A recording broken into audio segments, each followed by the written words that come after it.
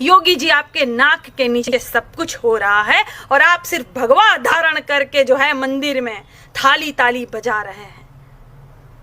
अगर आपने भगवा धारण किया है तो मैं बार बार कहूंगी कि आप पूजा ही करिए मंदिर में, आप किसी और को सौंप दीजिए। अगर आपसे ये सरकार और ये आपसे ये जो कुर्सी नहीं संभल रही है तो चित्रकूट में बेचारी बालिकाएं छोटी छोटी काम करने को मजबूर, पेट पालने को मजबूर है ये बच्चियां।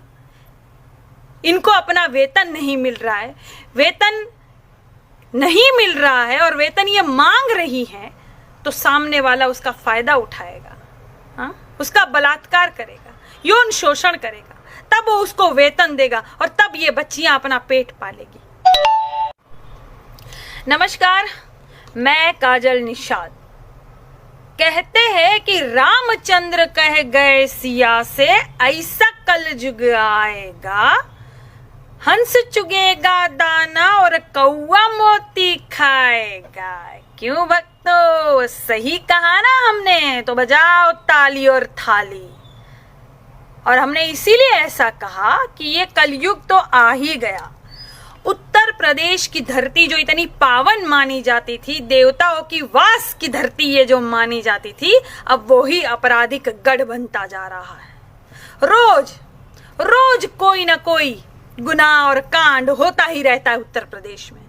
कानपुर का कांड थमने का नाम नहीं ले रहा है तो अभी एक और कांड चित्रकूट में नाबालिग बच्चियों के साथ बलात्कार हो रहा है, गुनाह हो रहा है।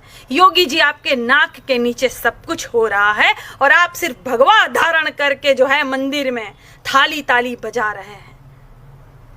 अगर आपने भगवा धारण किया है तो मैं बार बार कहूंगी कि आप पूजा ही करिए मंदिर में, आप किसी और को सौंप दीजिए। अगर आपसे ये सरकार और ये आपसे ये जो कुर्सी नहीं संभल रही है तो चित्रकूट में बेचारी बालिकाएं छोटी छोटी काम करने को मजबूर, पेट पालने को मजबूर है ये बच्चियां।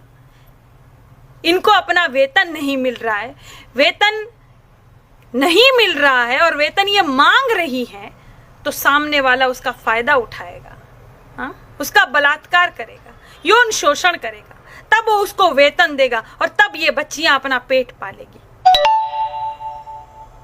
इतनी खराब हालत हो चुकी है। सबसे ज्यादा असला कहां पाया जाता है? उत्तर प्रदेश में। सबसे ज्यादा हथियार कहां पाया जाता है? उत्तर प्रदेश में। सबसे ज्यादा कांड कहां होता है? उत्तर प्रदेश में। सबसे ज्यादा रेप बलात्कार कहां होता है? उत्तर प्रदेश में। सबसे ज्यादा गुनाह में लिप्त लोग कहां रहते हैं? उत्तर प्रदेश में। नेता सबसे ज्यादा कांडों में लिप्त रहते हैं कहां? उत्तर प्रदेश में। ये कैसी धरती बन गई है, कैसी धरती बना दी आपने योगी जी? सवाल तो हम पूछेंगे, किसी को भी बुरा लगे और कोई भी मेरा वीडियो बना ले, लेकिन सवाल तो हम पूछेंगे। एक महिला, एक औरत सवाल पूछती है तो तुम लोगों को तकलीफ होती है, हाँ? डॉक्टर कफील के बारे में हमने 2 शब्द बोल दिए, उनके बारे में सच कह दिया तो तुम लोगों को बुरा लगता है। अरे भक्तों, कोरोना संकट जो पिताजी लाए हैं ना, इस कोरोना संकट में भक्तों की ज्यादा जरूरत नहीं है, डॉक्टर की ज्यादा जरूरत है। तो उनको रिहा करो। वो यहाँ जो है जितनी पब्लिक है, जनता है, उनकी सेवा करेंगे। तुम तो गधे सब, गोबर सब पढ़े लिखे हो क्या? एक इंजेक्शन लगाना नहीं जानते होंगे तुम लोग, और तुम लोग बाहर आराम से घूम रहे हो, हाँ? और ये विकास दुबे देखिए कितना शातिर अपराधी, कितना बड़ा अपराधी, ये आराम से अपने आप को, ये यूपी से भी आराम से निकल जाता है, मध्य प्रदेश भी पहुंच जाता है योगी जी के नाक के नीचे, ये मंदिर में भी चला जाता है और अपने आप को एक चौकीदार को सौंप देता है। ये कौन से चौकीदार की ये मदद कर रहे हैं?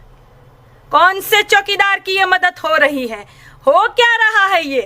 क्या है इसके पीछे का कारण? क्या साजिशें चल रही है? जनता सवाल जरूर पूछेगी।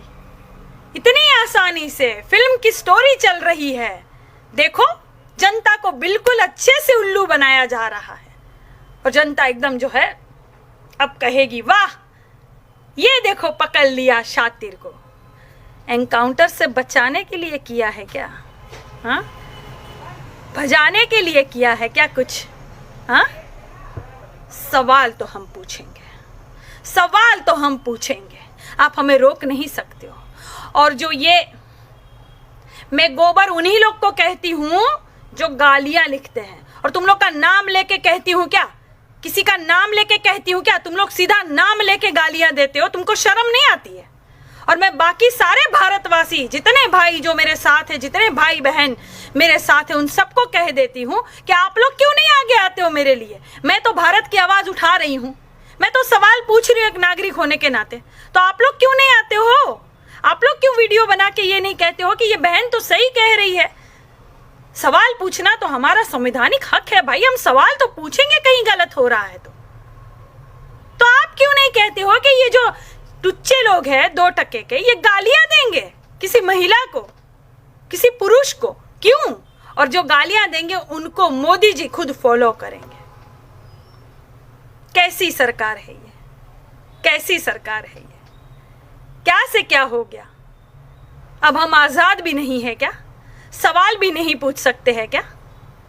तो आपको क्या लगता है रोक लोगे हमको?